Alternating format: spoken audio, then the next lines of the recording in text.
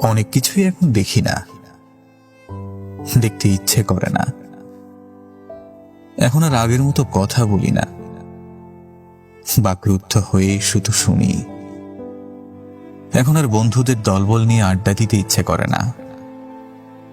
বন্ধু তালিকা ছোট হতে হতে কাছের বন্ধুগুলো নিঃশেষ হয়ে গেছে। কাউকে বলতে ইচ্ছে করে না কেমন আছি,